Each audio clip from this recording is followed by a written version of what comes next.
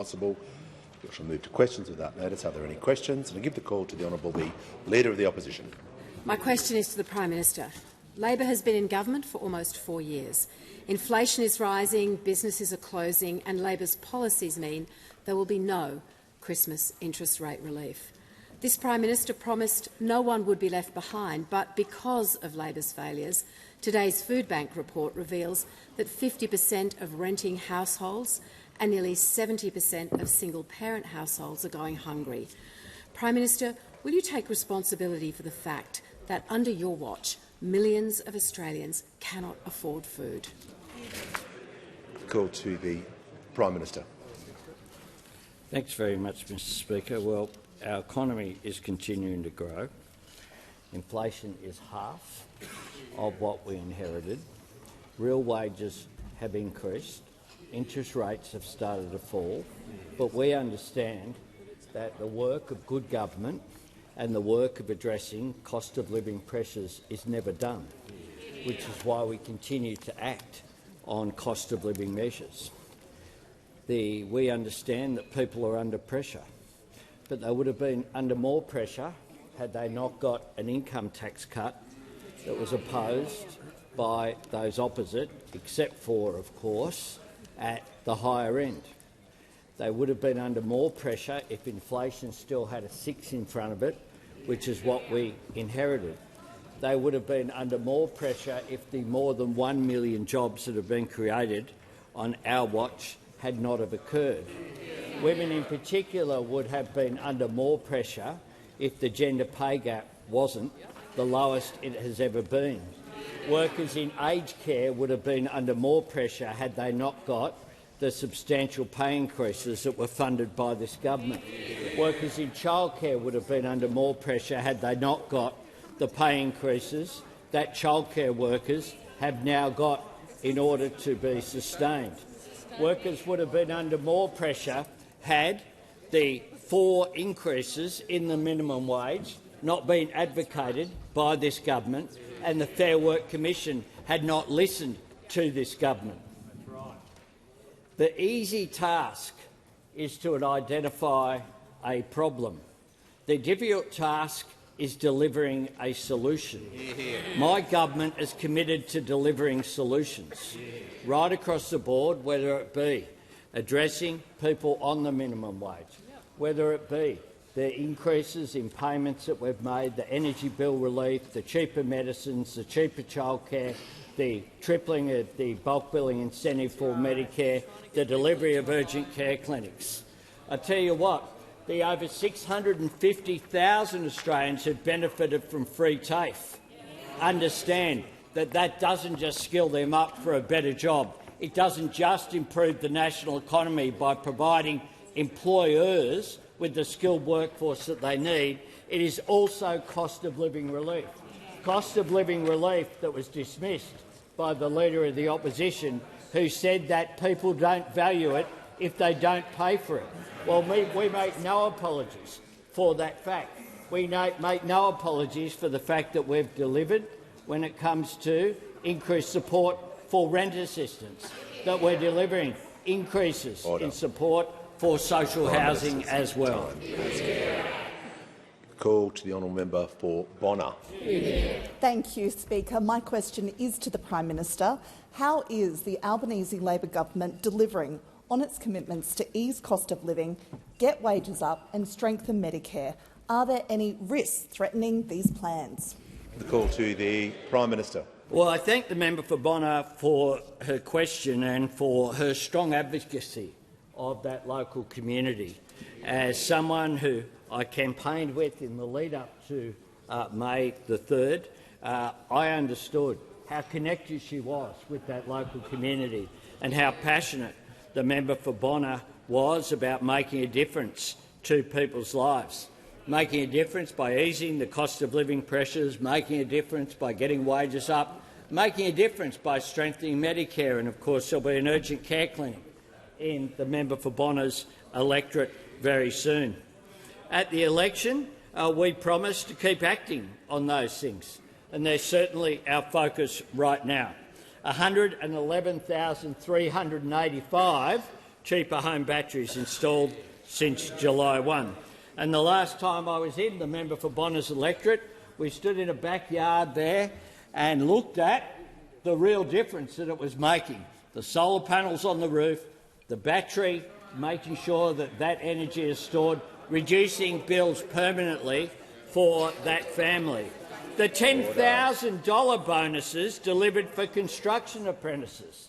So, along with free TAFE, delivering them with a bonus and an incentive to go into construction, backing up the original plan that we had, and are delivering for energy apprentices as well, delivering for the new economy. We, of course, have cut student debt by 20%, promised and delivered, flowing through, as the Minister for Education has said. In coming days and weeks, there'll be that little button that they'll press on their phones, getting the information, that detail through to all of those students, to the benefit on average of $5,500. We, of course, have opened 5% deposits for every first home buyer as well. And last Saturday, the largest investment into bulk billing in Medicare history. We want 90% of GP visits to be bulk billed by 2030 and make sure that more GP clinics bulk bill every patient. As of Friday, the number of GP practices committed to bulk billing was 1,600. It's now Wednesday, and already over 1,000 GP clinics have been added to that list. That's the sort of positive action that's been delivered by our Labor government. Those opposite are defined by what they're against. They're against Medicare, they're against cost of living help, now they're against reliable energy and action on climate change as well. And of course, we know what they're really against. They're against each other. Call to the Honourable the Deputy Leader of the Opposition. Thank you, Mr Speaker. My question goes to the Prime Minister. Given the RBA's decision to keep rates on hold, millions of Australian mortgage holders will start wondering if interest rates are as low as they'll ever go under this government. The Treasurer's spending spree is at the heart of the problem. Government spending is running 4 times faster than the economy. Given that repeatedly the Treasurer refuses to take responsibility for this, Prime Minister, will you take responsibility? Call to the Treasurer. Sit down, pal. Treasurer, pause. Treasurer, pause. Order, Jim. Just resume your seat for a moment. No, we're not having this. The Leader of the House. Mr Speaker, there's lots of things in standing orders that are described as disorderly. Continuing to interject when you're out of your seat, as the member was, is described as highly disorderly. And I just draw your attention to behaviour that he was warned about yesterday. Yeah, I'm not particularly enamoured with people making a question, and you know the primacy of the question that I believe is important for every member to be heard in silence, to then have another go when you're sitting down. I don't think that's fair. And if we go down that path all the time, it's going to lead to a pretty bad question time. So I'm going to warn the member. That means you're now on a warning because of that behaviour. So, and just for everyone, we want to do things respectfully and follow the rules and follow the proper processes for everyone. So no more of that behaviour. I thank the Leader of the House for raising it, but I'm not particularly enamoured when people don't follow the rules. So we'll hear from the Treasurer. Thank you, Mr Speaker. I'm pleased that the member for Fairfax has taken a brief break from undermining his own leader to ask me a question about the budget and about yesterday's decision by the Reserve Bank to keep interest rates on hold. Partly because it gives me a welcome opportunity to point out an egregious lie that was being pushed around the gallery this morning on morning media by the Leader of the Opposition. And the Leader of the Opposition said, completely untruthfully, dishonestly, that the Reserve Bank yesterday called out the government's spending when it came to the decision that they took independently at the board level. That never happened, Mr Speaker. In fact, government spending wasn't mentioned by the Reserve Bank Governor yesterday. It wasn't mentioned in the board statement, and the only mention in the detailed forecasts which were released, which were downgrade their assumptions about government spending going forward, Mr Speaker. And so from time to time, reluctantly, it's on us to point out the egregious lies being told by those opposite about our economy. Now, if they were honest, Mr Speaker, they would say that the Reserve Bank Governor drew no link whatsoever between the government's budget position and the decision that they took yesterday, Mr Speaker. But the governor has said on earlier occasions, has made this point about the government's budget. We have got relatively low debt compared to the other countries, relatively low debt to GDP ratios, our deficits as well. We've had a couple of surpluses, and the most recent deficit, in fact, is quite small as well. That's what the Reserve Bank Governor actually said about the government's fiscal position, Mr Speaker. And while we're on the topic, Mr Speaker, of being honest about the fiscal position, if the Shadow Treasurer was honest about the budget position, he would acknowledge and admit and confess that they ran 9 budget deficits and we have run 2 budget surpluses. He would point out that he had average real spending growth at 4.1%. We've got it at 1.7%. He would acknowledge that there were no savings in their final budget when inflation was absolutely galloping. We found $100 billion of savings because we see that as part of responsible economic management. If he was honest, he would point out that debt is $188 billion lower because of our efforts over recent years than it was under the trajectory that those opposite left us with. And our efforts to get the Liberal debt down means that Australians are saving tens of billions of dollars in debt interest. And so I welcome the question from the Shadow Treasurer. I hope he asks me a number of questions about this, because the contrast between our responsible economic management and the mess that they left us couldn't be clearer. Point of order, the Leader of the Opposition. In his answer, the Treasurer accused the Opposition of a point resume your seat. It's not order. I'll give you the call, but you've got to state what the standing order is. You just can't say you didn't like the answer.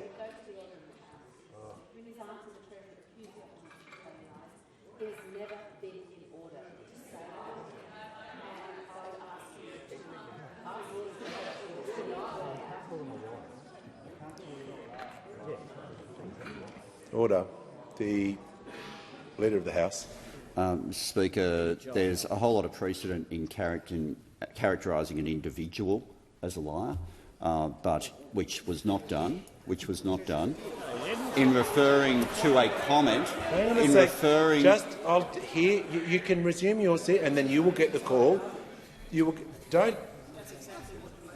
Okay, you'll be able to make that point when the Leader finishes. Didn't at the time.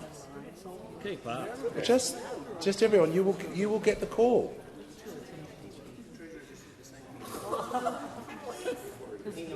Order. Just take a breath. I'm going to hear from the Leader of the House. To use the term with respect to a comment is different. Secondly, the practice makes clear that the point of order is meant to be taken immediately, not at a later moment.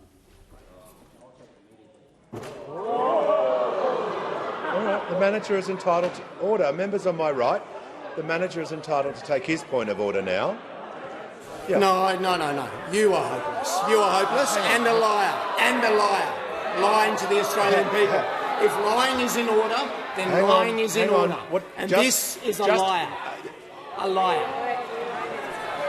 That's what we're debating here, and I'm happy to debate it. Just the manager, resume your seat for a moment. No, just hang on, everyone. The Leader of the House raised his point of order. I was giving you the courtesy to raise your point of order. I want you to do it again and state what your point of order is, rather than just starting to. Yeah. Yeah. Well, hang on. Just. I'm going to ask you to restrain and state your point of order. parliamentary terms. It's well-trodden. The Treasurer, on several occasions in his answer, as the Leader said, used the word lie. It is well-trodden in this House. And he accused her directly of being a liar. And when that was raised, the Leader of the House knows it's unparliamentary language and it should be withdrawn. Okay. We'll get through this. The Leader of the House.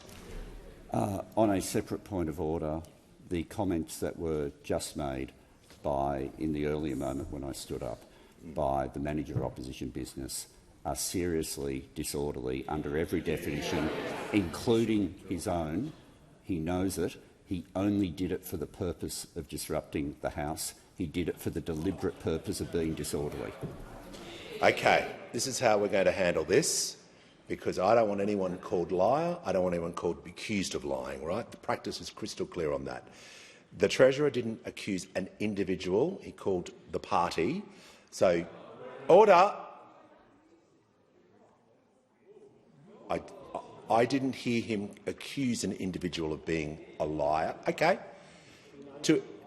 But I'm going to get you to both withdraw, because what you did was completely unacceptable. And I'm going to get I thank the Manager. I'm going to get the Treasurer to withdraw. Thank you, Speaker. And I'm going to remind everyone that word is fraught with danger. Please don't use it. Use other words. And now we're going to move on. Give the call to the honourable member for Bennelong. Big fella. My question is to the Minister for Climate Change and Energy. How is the Albanese Labor government focused on delivering the benefits of renewable energy to Australian families? Why is focusing on the needs of Australians so important? And what are the risks to affordable and reliable energy? Give the call to the Minister for Climate Change and Energy. Well, thank you very much, Mr Speaker. I thank the member for Bennelong for his question. And the Albanese government's focused on delivering for the Australian people not only through the 111,385 batteries that have been installed since the 1st of July, but also the Solar Sharer program announced yesterday to give Australians a chance to get free power in the middle of the day. And given how assiduous the member for Bennelong is and what a fantastic local member he is, I'm sure he saw the letter in the Sydney Morning Herald this morning from John from Bennelong, who wrote, "Congratulations to the federal government for introducing 3 hours of free electricity. My household currently gets free power for 2 hours from our provider. We charge our car, we do our washing and charge our household batteries during this time. As a result, our power bills have been slashed." And John from Bennelong gets it. Jerome from Bennelong gets it too, and members on this side of the House get it, but those members opposite don't get it because, of course, there are around 14 to 15% of this country who work shift work. People are at home at odd hours who might have the opportunity to use their power in the middle of the day and do so for free. Or the 36% of Australians who work from home, who have the support of this side of the House in that choice, who will be able to shift their power use to the middle of the day and get it for free. In addition to the big reductions in their energy bills for those 111,000 Australian households who now have a cheaper home battery, this is what delivery looks like. And we're able to do these things because we're not distracted, we're not divided, and we're not fighting ourselves, Mr Speaker. That's why we're able to deliver these things. And the member asked me why focusing on the needs of Australians is so important. It's important because it's all about delivery, something the other side wouldn't understand. Remember, our friend, the Leader of the National Party, was asked how he would respond to Barnaby George, the member for New England, leaving the National Party, and he said, well, we'll be focused on ourselves. You know, the reality is we'll focus on ourselves. Well, I've got to say, credit where it's due. Promise made, promise kept, Mr Speaker. Promise made, promise kept. Focus on themselves, just true to their word. I mean, it's going so we've had a Liberal Party say of the National Party, and I quote, they are terrorists. And the first rule of being a parasite is not to kill your host. It's all going swimmingly over there. All going swimmingly over there, Mr Speaker, which resulted in the Shadow Minister for Climate Change on 7:30 report last night couldn't rule out the Liberal Party, the once great Liberal Party, supporting the construction of coal-fired power stations in Australia. I mean, the party of Harold Holt is now the party of Andrew Bolt, Mr Speaker. That's how the National Party's calling the shots over there, and it's all a reminder. As the great Bob Hawke told Australia, if you can't govern yourselves, you can't govern the country. And that was true then and it's true now. And what we're seeing on those opposite is a group of parties who clearly cannot govern themselves and certainly cannot govern the country. Okay, before I call the member for Bradfield, I've got a few people I need to acknowledge, and I'll break them up in a couple of groups today. The first I'd like to acknowledge is Ms. Svetlana Tizekana-Noska, the head of the United Transitional Cabinet of Belarus. We have a group from the Canberra Fellowships Program visiting from Indonesia, Thailand, Malaysia, Vietnam and the Philippines. Dr Tanzil Rahman, the member of the Legislative Assembly, the Honourable Paul Scully, Minister for Planning, and also the Executive Committee members of the Isolated Children's Parents Association of Australia, which works to improve the educational opportunities and outcomes of geographically located children. Welcome to you all. Give the call to the member for Bradfield. Thank you, Mr Speaker. My question is to the Treasurer. Foodbank Australia's 2025 Hunger Report reveals that 1 in 3 Australian households have experienced food insecurity in the last 12 months. This means that 3.5 million Australian families could be going without food tonight. Foodbank has a proposal that would make it cheaper for food producers to donate excess food to those in need, reduce food waste and save taxpayers' dollars. Will the Treasurer commit to legislating a national food donation tax incentive which would achieve these aims? Call to the Treasurer. Thank you, Speaker. I thank the honourable member for her question. I think this is the first opportunity that I've had to congratulate her on her comprehensive victory in Bradfield.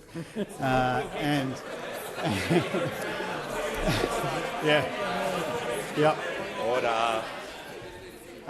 And I thank her for her question. I thank her for her question about a very serious issue and a seriously terrific organisation, which is Foodbank. I am aware of the report, the analysis and the ideas in the Foodbank report that has been put out today. I take the opportunity to thank them for the tremendous work that they do in communities right around Australia, helping people who are doing it tough. I'm aware of that specific idea about the tax incentive. I think from memory also there's a Senate committee that looked into a similar idea. Obviously we take those kind of suggestions seriously. We also know that a lot of businesses are already doing the right thing, absent the implementation of a tax incentive like that. And I thank those businesses who are making those donations to Foodbank and other like organisations as well for the work that they do, Mr Speaker. I want to shout out as well the Assistant Minister for Charities. We've done already some substantial reforms to support charitable giving, including a new DGR category to support community-focused giving.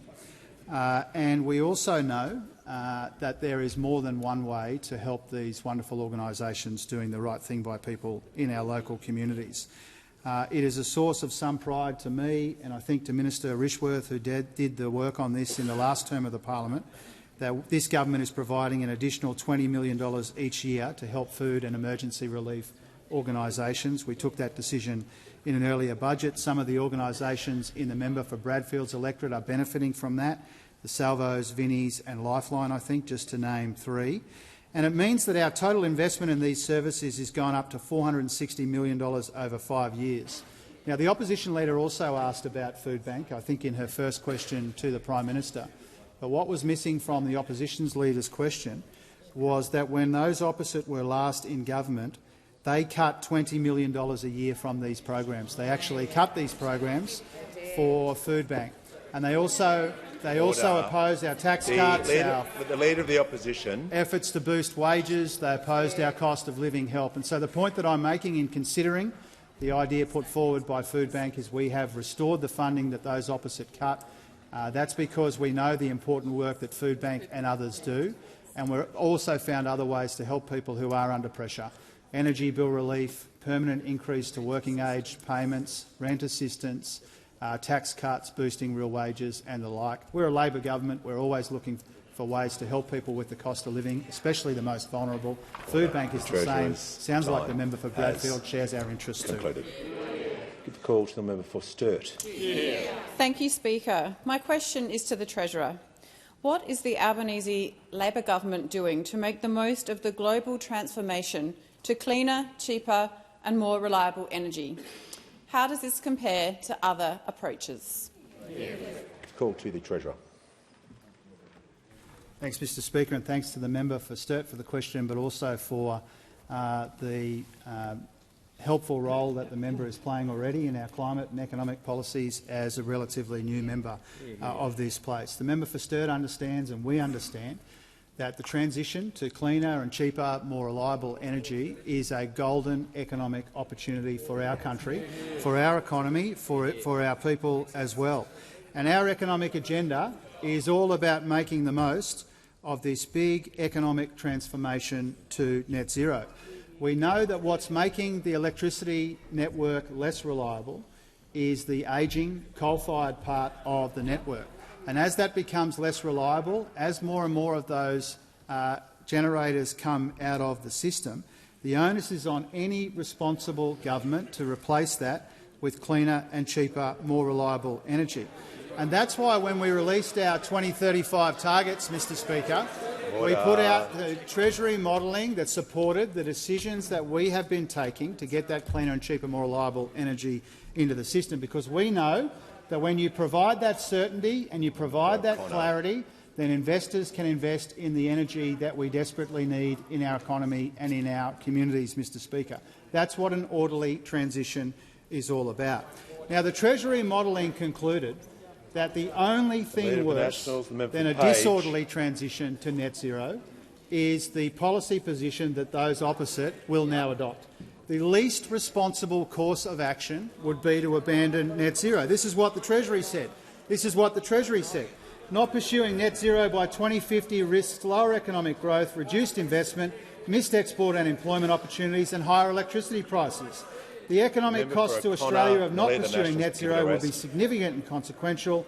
Australia is likely to face a higher cost of capital in international markets if it does not pursue net zero. This is the economic insanity that those opposite look likely to adopt, Mr Speaker. What they are proposing is absolutely insane in economic terms, and that's what the Treasury modelling document has made very clear. Now, Mr Speaker, the Shadow Treasurer used to support net zero. In fact, it was only last year he told this House there is bipartisanship when it comes to achieving the goal of net zero by 2050. But what has changed, Mr Speaker, and the reason he's now undermining his leader, as we read about in today's media, is because the economic vandalism, the right-wing extremism and the opportunism now infects every member of those opposite. To be fair to the opposition leader, they have all gone mad, Mr Speaker. They have all gone, as my predecessor would have said, they have all gone troppo. And the Australian people will pay a price. The time has concluded. The call to the member for Fisher. Thank you, Mr Speaker. My question is to the Prime Minister. Released today, Food Bank's Hunger Report reveals that nearly 200,000 Queensland families went an entire day without eating in the past year. Prime Minister, why are people going hungry under Labor when the Prime Minister promised, and I quote, "No one held back and no one left behind"? The call to the Treasurer. To me. Oh, to the Prime Minister. Thanks, Mr Speaker.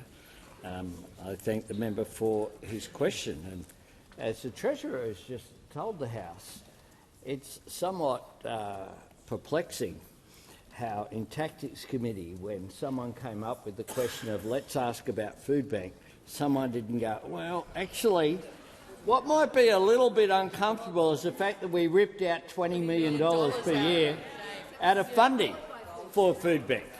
Order. Order. No. Members on my left are going to cease interjecting. There's far too much noise in the chamber.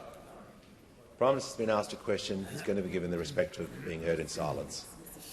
So we now have, of course, you've got to listen to, sometimes it's the interjections where you get the unplugged views of those opposite.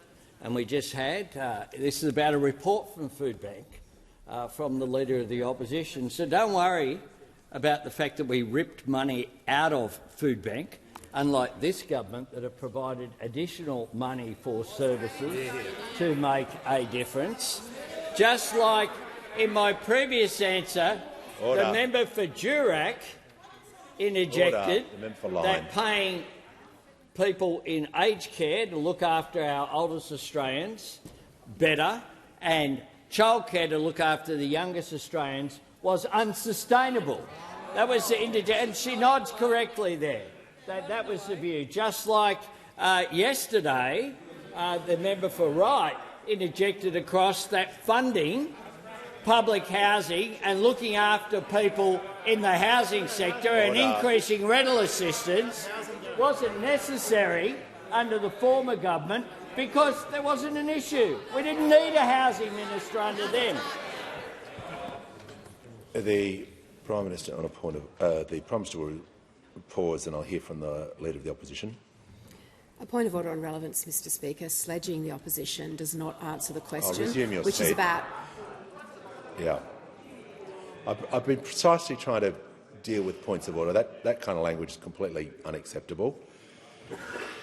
When a broad question about no one held back, no one left behind, is part of the question. Of course, the Prime Minister is going to go pretty broad with his answer. These questions all week have been completely broad. So if you're asking a very broad question and then you want me to do relevance, but you want me to do relevance on a narrow question as well, the Prime Minister is being directly relevant, and if you ask a very broad question, you're going to get a very broad answer. Thanks, Mr. Speaker. Sometimes they're a bit beyond help from the hints, Mr. Speaker. But what we hear from those opposite, when they actually get off the script that they stand up and read, when they actually interject across the chamber, is their real views. And their real views are contemptuous about the needs of the Australian people. That's right. Their real views are contemptuous. Whether it's about housing, whether it's about food bank, whether it's about paying aged care and childcare workers properly, they're contemptuous of the needs. And then they come in here and pretend, having voted against every single cost of living measure that we have put forward, every measure, they come in here and pretend to care. Well, the truth is that the Australian people are onto them. They're onto them. And that's why on May the 3rd they voted for a government that would actually protect people and look after people's living standards, not just oppose every cost of living measure. Before I call the member for Bass, I'd like to welcome a parliamentary delegation from the Pacific family, Tuvalu, who have just joined us, led by the Speaker, the Honourable Sir Jacopo Italie, together with honourable members of the Tuvalu Parliament. And I'd like to acknowledge the High Commissioner. A very warm welcome to Parliament House, and thank you for my peace necklace.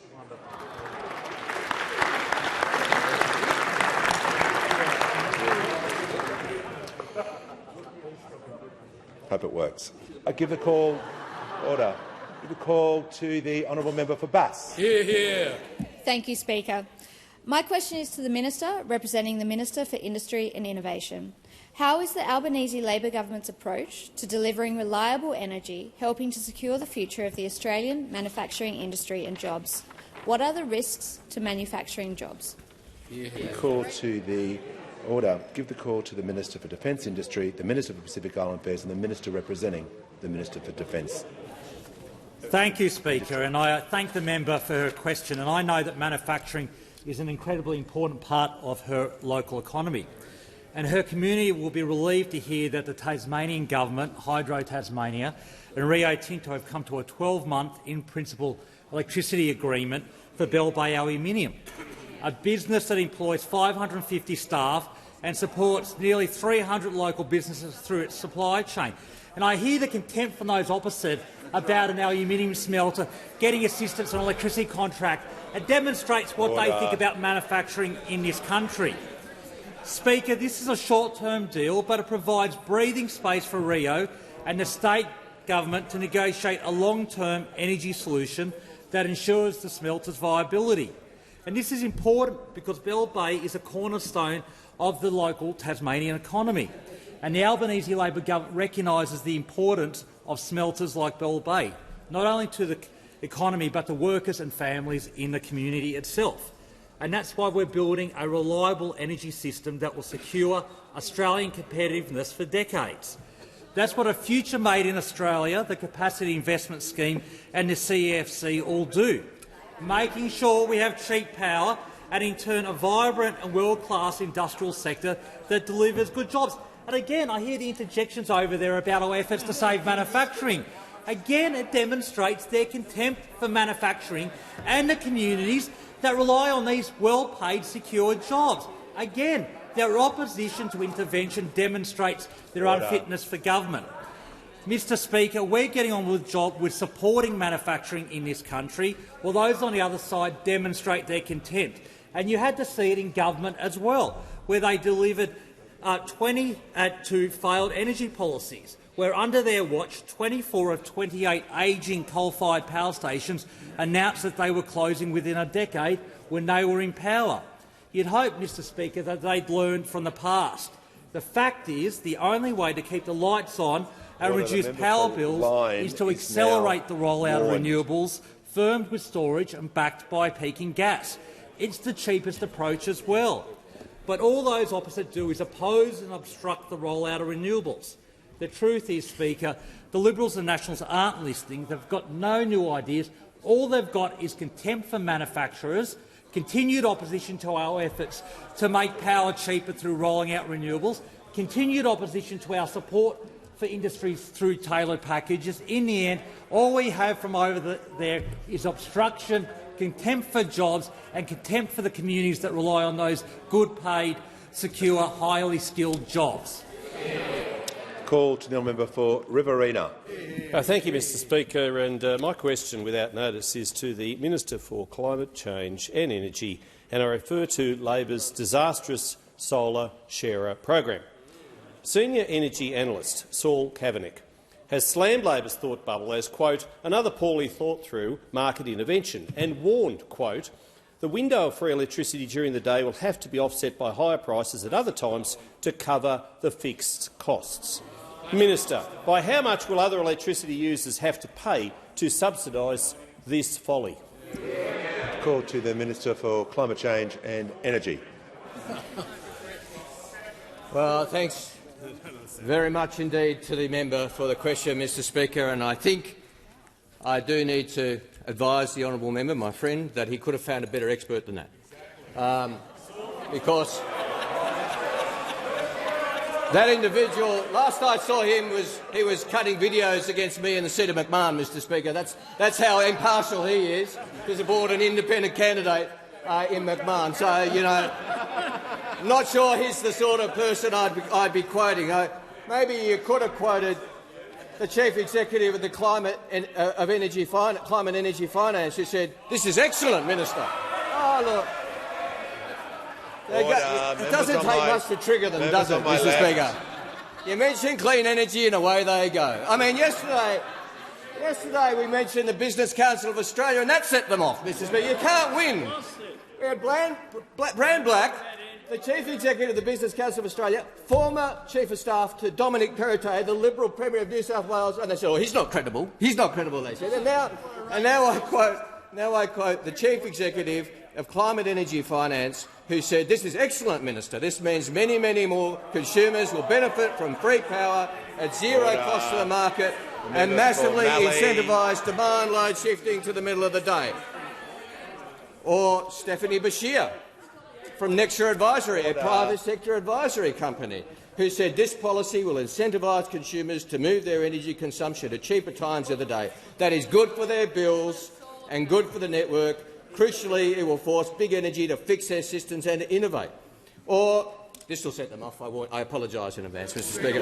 This will set them off. Solar Citizens CEO Heidi Douglas, who said this is a great start. It's smart, fair policy that helps renters and apartment residents tap into our rooftop solar advantage.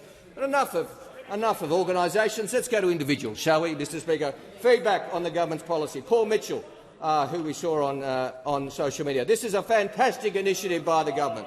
It just makes sense. We have panels in a battery. Over a year we export 2/3 of the power that our roof generates. It's good that some of that excess power we export will now be used by others, particularly people in units who don't have panels yet. We agree. We agree with Paul Mitchell. This is a good thing, Mr Speaker. Or Tiffany Meek, who said, this is a policy that genuinely helps poor and the disadvantaged. It's a policy for the Aussie battler, for stay-at-home parents, for the elderly and for people living with a disability. Shall we go on, Mr Speaker? Fran Pearce, who said, This is an excellent option. One thing we have a lot of in Australia is the sun. It's great to share the excess energy, especially until battery storage improves. This is how Australians who understand the energy market, people actually participate in it, whether they be chief executives of groups or individuals who participate in the energy market, understand that this is actually a policy in the best interest of Australians. No wonder those opposite. House comes to order. We'll hear from the honourable member for Hasluck. Thank you, Speaker. My question is to the Deputy Prime Minister. How is the Albanese government delivering key naval capabilities to keep Australians safe, and what barriers has the government had to overcome?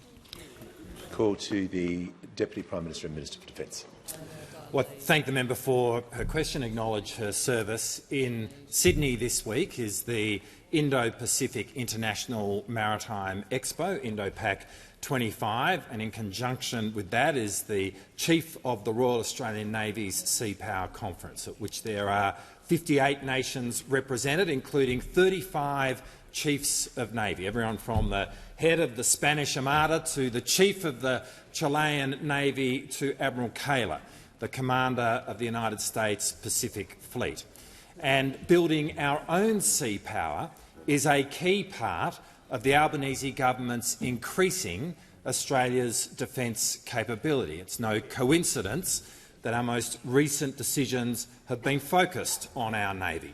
The decision to pursue the Megami-class vessel by Mitsubishi Heavy Industries as our future general-purpose frigate, $1.7 billion that we are investing in Ghost Shark, a unique long-range underwater autonomous capability produced by Anduril Australia, and the $12 billion that we've committed to the Henderson Defence Precinct, which will be the home of continuous naval shipbuilding in Western Australia and the place where we will maintain our future submarines. This is our government doing what we say, fulfilling our promises, and it is also part of a $70 billion increase in defence spending over the decade, spending which is also happening in the here and now, because in each of the last 2 financial years we have set records for the amount that has been spent on defence procurement, the vast bulk of which has been spent on Australian defence industry. Together, this represents the largest peacetime increase in Australia's defence spending in our history.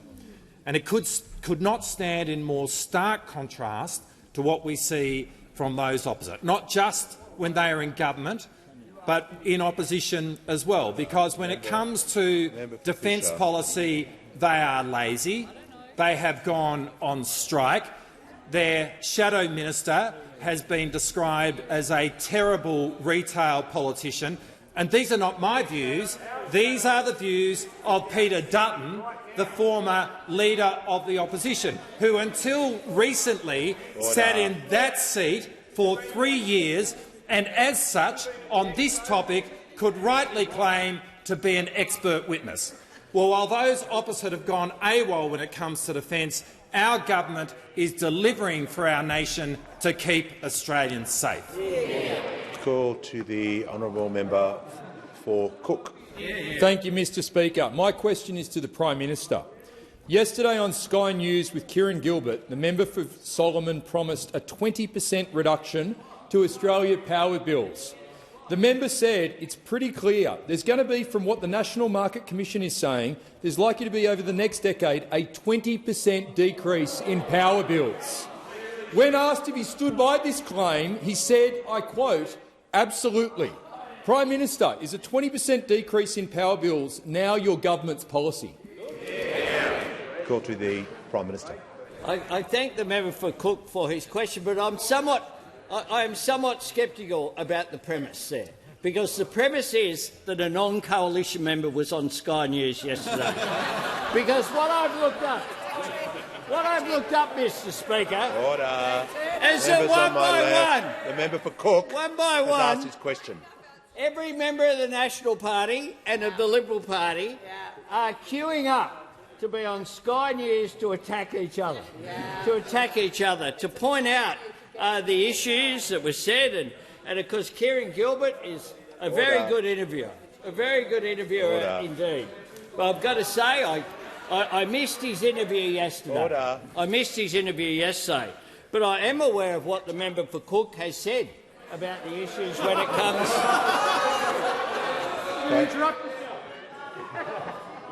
Prime Minister is 1 minute in and he is referring to the person who asked him the question. It's going to be hard to take a point of relevance when he's referring... Order! Just let me finish and then you'll get a full say, trust me. So just in light of the standing orders, if you ask a question, the person answering the question is going to refer to you and your question. Okay. Point of orders on relevance, Speaker. He was only asked about the member for Solomon's comments and the 20% decrease, nothing on the opposition.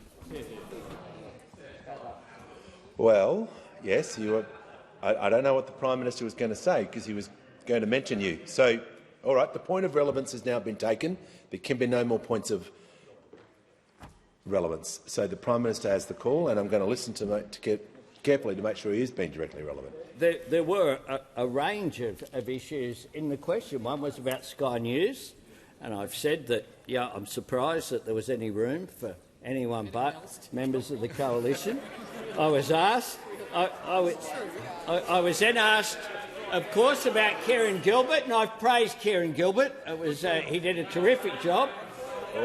Coming to APEC Forest. And to ASEAN just on the weekend. Member for Forest will leave the chamber under 94A. If I call you to stop interjecting, that's a really big clue to stop interjecting. Honestly. Okay. Just when the House comes to order, Prime Minister will return to the question. Just on the weekend, because Kieran Gilbert travelled because he was actually interested in engaging with Australia's relationships in the world, including, of course, the issue of climate change was one of the focus in APEC of how the region transitions to a clean energy economy, and that was part of very much the debate. And I did an interview myself with Kieran Gilbert on the Sunday program, and I recommend it to the member for Cook. But I'm also been asked about policies when it comes to energy and power.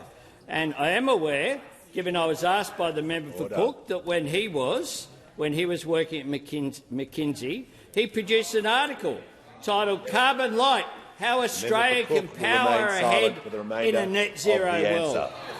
And I recommend it to his colleagues who are going through the Hunger Games, over there, because what he said about prices was McKinsey analysis estimates these opportunities would add about $75 billion to the Australian economy each year through to 2035, as well as an additional 130,000 direct jobs over the period. So I recommend to the member for Cook, if I can give him a bit of advice, back in the former member for Cook's policy of net zero by 2050, circulate that article and then do a bit of a multiple choice question perhaps in the next party room meeting, although the next party room meeting might be focused on something.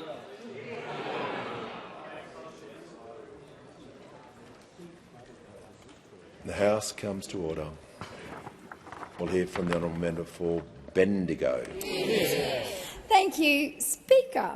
My question is to the Minister for Communications. How is the Albanese Labor government's world-leading social media laws helping to support parents keep kids safe online? Call to the Minister for Communications and the Minister for Sport.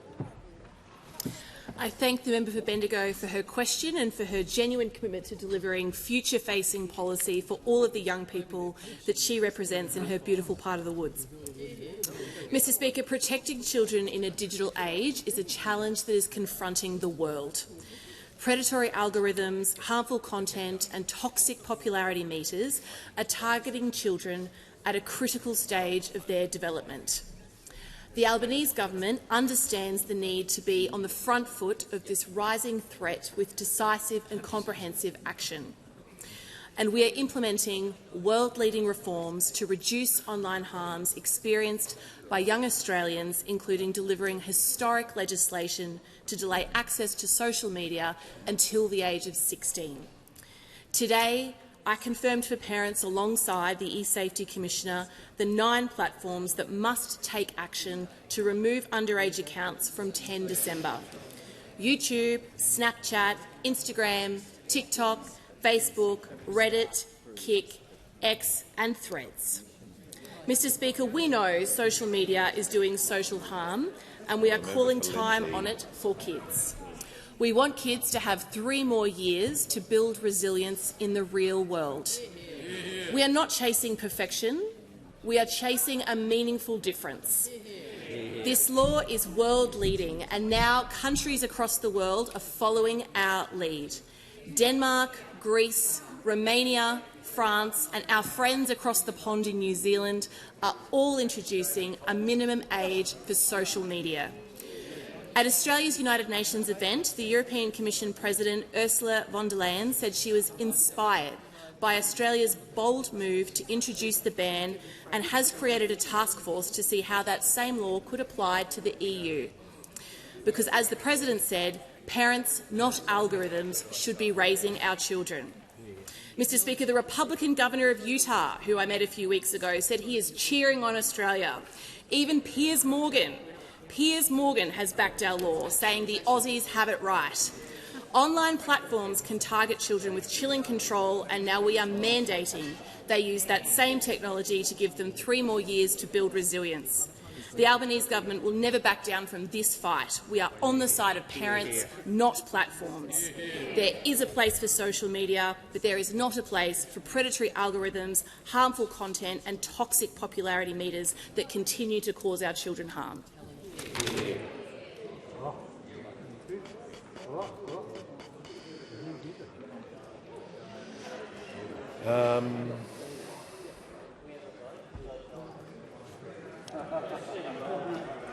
The member for Kennedy was on his feet first, so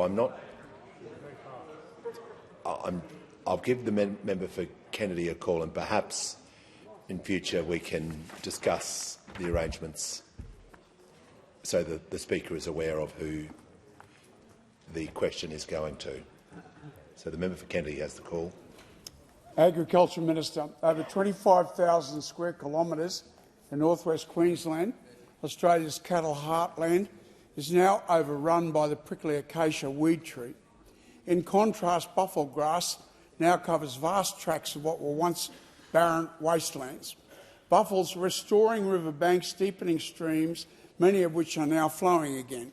Wouldn't you agree then with prominent Queensland Ag Force President Shane McCarthy, fifth-generation farmer, that only a government official cloistered in the Canberra kindergarten could ban buffalo grass?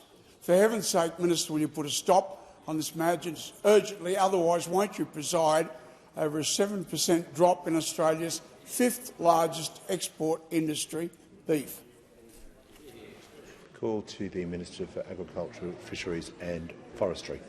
Thank you, Mr Speaker, and I thank the member for Kennedy genuinely for his interest in this issue, and he has raised it with me personally, and I am well aware of it. And he also understands how critical the beef industry is to Australia. It is a very significant industry. Just a few weeks ago, we had a conversation about the buffalo grass, and on the matter of buffalo grass raised by the member, what I would say is that we recognise that buffalo grass is a valuable pasture for cattle in northern Australia, particularly in Queensland and the Northern Territory. The process that is currently underway is identifying new national weed priorities, and it's assessing buffalo grass in targeted areas where there's potential adverse environmental impact, such as national parks. Can I also say to the member, any recommended management action would not adversely affect buffalo grass in agricultural production areas where it's deliberately planted, not considered a weed, and continues to provide benefit to livestock. Any future decisions on weed priorities, including a decision on this particular one, would be made collaboratively by all state and territory governments, along with the Commonwealth, because, as the member would be aware, of course, state and territories are responsible for the management of pests and weed invasions in their local jurisdictions. The member would also understand that this industry is really significant for regional jobs across Australia, for our national economy as well, and we do understand the importance of the beef industry that the member referred to and the need to seize the opportunities that are there for the beef industry. As the member would know, I have been up to Beef Australia in the great state of Queensland, his home state, as has our Assistant Minister, and indeed in the last budget we provided $12 million for Beef 2027. Beef is, of course, as is quite rightly pointed out, a very significant export for Australia. Indeed, it's our most valuable agriculture export. And beef exports are currently up 62% since we came to government to $16 billion last financial year. $16 billion, so a very significant industry that we value and that we are working with to ensure that they reap the opportunities of the hard work that they have been putting into providing a great Australian product and exporting it across the globe. Give the call to the member for Aston. Thank you, Speaker. My question is to the Minister for Health. How is the Albanese Labor government strengthening Medicare by investing in bulk billing after a decade of cuts and neglect? Is this investment reaching all corners of the country? And what has been the response to these changes? Call to the Minister for Health and Ageing, the Minister for Disability and the National Disability Insurance Scheme. Thank you, Speaker. Well, earlier this year, those opposite were telling any journalist who stood still for 5 seconds they were going to romp in at the last election in Aston. But they didn't reckon on the fighting spirit of this member, Mr Speaker. They didn't reckon on the energy that she brought to campaigning for our plan to build Australia and to strengthen Medicare, Mr Speaker, because she knows that is the right plan for her community in Melbourne's east. She knows that. The Maroondah Urgent Care Clinic in her electorate has already seen thousands and thousands of members of her community across 7 days a week, delivering high-quality urgent care, fully bulk billed, completely free of charge, Mr Speaker.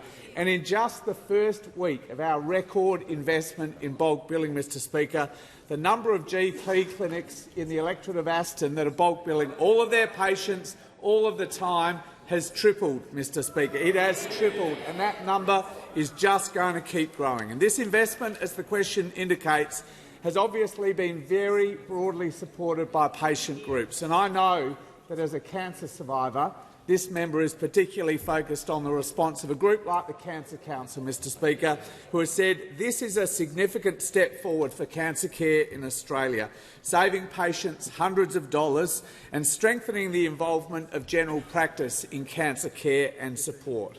GP after GP that I've met has told us that how much they appreciate having the investment from us that allows them to bulk bill more of their patients. Even if some doctors, I do acknowledge, continue to argue, as they have for 40 years, that they'd prefer the investment to go to them without strings attached around patient outcomes.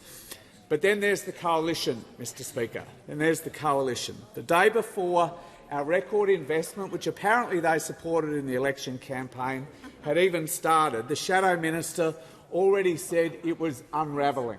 It was unravelling, Mr Speaker, which is about as funny as I remember John Howard saying that Medicare was one of the Hawke government's greatest failures, Mr Speaker, but not to be outdone in the comedy stakes. The Leader of the Nationals said this week, he said this, the best friend of Medicare at the moment is the National Party. The best friend of Medicare at the moment is the National Party. This guy, the guy who every time we mention health care, like Pavlov's dog, whips out the credit card, whips out the Amex every time we say Medicare. But I thought this, Mr Speaker, in a week where those opposite could barely come to a single position on a resolution that says the sun sets in the east, and the sun rises in the east and sets in the west, the one thing that always unites them, Mr Speaker, is how much they hate bulk billing. Call to the honourable member for Mallee. Thank you, Speaker. My question is to the Prime Minister. Does the Prime Minister agree with the member for Solomon there will be a 20% decrease in power bills over the next decade? Order. Order. Members on my left. The member for Mallee's asked her question. Prime Minister has the call. Page 8 of the CCA 2035 targets advice says this. Expert analysis by the Australian Energy Market Commission projects residential electricity prices will fall by 13%, about 5 cents per kilowatt hour, and average household energy costs will fall by about 20%, around $1,000 per year, over the next decade under a coordinated renewables rollout. That's the direct quote. That's the direct quote. Members on my left. That's the direct quote. So it's an entire misrepresentation to pretend that the member for Solomon, that is his view. He's quoting the advice which is there. Something that the member, I'm sure, knows. No, I'm not. Member for Wannon, I said yesterday I was the Prime Minister is directly answering the question. I'm not taking the point of order. I'm not taking it. Resume your seat. And I gave examples yesterday. If I made it crystal clear yesterday. If a minister or the Prime Minister is being directly relevant with an answer, he was asked about a figure from the member for Mallee. I'm sure she's interested in the response. The Prime Minister is quoting about the figure and the report that he was asked about. He couldn't be more directly relevant. Prime Minister, in continuation. I'm being directly relevant in pointing out that when the Tactics Committee geniuses chose to get the member for Cook, of all people, to ask the first time, and the member for Mallee to ask this question, they knew full well that the member for Solomon was quoting a report in the interview with Mr Gilbert. Call to the member for Gellibrand. Thank you, Speaker. My question is for the Minister for Housing, Homelessness and Cities. How is the Albanese Labor government delivering for first home buyers to help them to get into a home of their own? What other approaches is the government being asked to consider? Call to the Minister for Housing, the Minister for Homelessness and the Minister for Cities. Don't take responsibility. Speaker, I thank my friend the member for Gellibrand for his question. Speaker, in part because of his strong advocacy, 2,060 Australians in his electorate alone have purchased their first home with the support of our government. And Speaker, I know there will be many more to come after our government's historic expansion of first home ownership opportunities, which took effect on the 1st of October. Speaker, our country is in the midst of a housing crisis that's been building for 40 years. After a decade of neglect, our government has built the most ambitious housing agenda that a Commonwealth government has had since the post-war period. $43 billion, Speaker, to build more homes, to get renters a better deal and to get more Australians into home ownership. And we're delivering on those promises, Speaker. We promised we'd back in first-home buyers at the election, and not only did we deliver that promise, we did it 3 months earlier than we said we would. Now, the member asked me about alternatives, and there is an alternative sitting opposite, but I have to say on housing I am starting to find it really difficult to know what it is that the Coalition stands for. Speaker, this is a party that says it supports home ownership. It does not have a single policy to support the young people of this country to get better housing opportunities. We've got a coalition here that opposes our government's expansion of home ownership opportunities to young Australians. Speaker, when did the Liberal Party of Australia give up on home ownership for Australians? It might be around the time they gave up on the idea of lower taxes, remembering that this so-called lower taxes party went to the election saying they were going to increase taxes on every single Australian. They've given up on budget discipline, Speaker. They gave us 9 budget deficits and $1 trillion of Liberal debt to manage. They've given up on environmental conservation, Speaker. They support government-funded nuclear power plants, not the cheap renewables that the market prefers. Speaker, I increasingly find myself looking on that side of the House and thinking, what on earth is it that connects this disarray together? Now, Speaker, they may be in total dysfunction. We are focused on delivery. Our government backs first home buyers. We have helped now 197,000 Australians get into a home of their own, and I want every single one of them to know that if it were up to the Coalition, you would still be renting.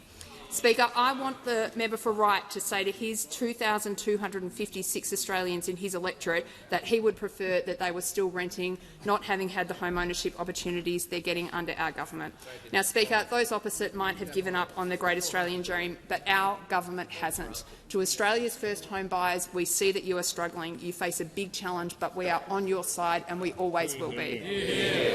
The call to the member for Fowler. Thank you, Speaker. My question is to the Prime Minister. Prime Minister, I welcome your record Medicare spend, having long called for expanded bulk billing access. But with mental health the #1 reason people visit a GP in Fowler, doctors tell me that cutting Medicare items 2712 and 2713 removes the flexibility to provide longer, meaningful consultations for complex mental health cases. Can you guarantee that cutting items 2712 and 2713 won't deter GPs from offering the mental health care that families in Western Sydney depend on? Call to the Minister for Health, the Minister for the National Disability Insurance Scheme. Thank you, Speaker, and thank you to the Prime Minister for giving me the opportunity to respond to that. I haven't had a conversation with the member over the last several days, but I'm very pleased to report to the member and to the House that, as far as I can tell, every single general practice clinic in the member's electorate has indicated that, as a result of our investment on Saturday, they will all be 100% bulk billing. Every single GP clinic in the electorate of Fowler.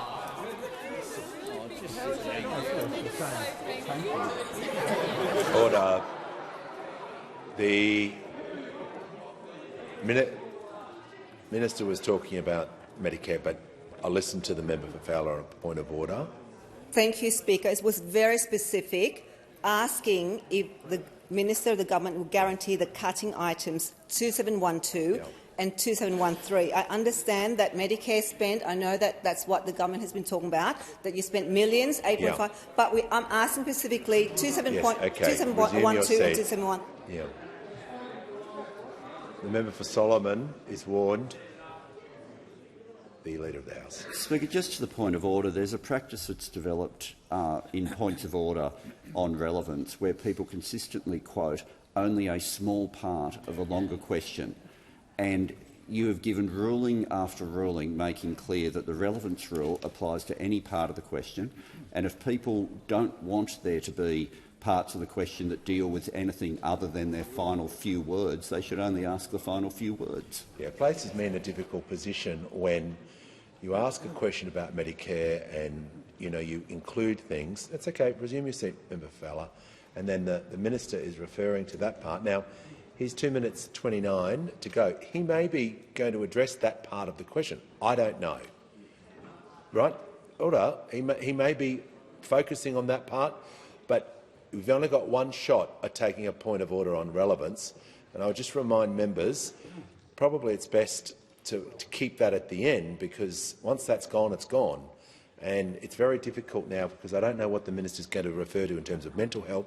He may do that, but I understand your point. You'd like an answer specifically regarding that end part of the question, but understanding rule is he's entitled to talk about the question that he was asked about.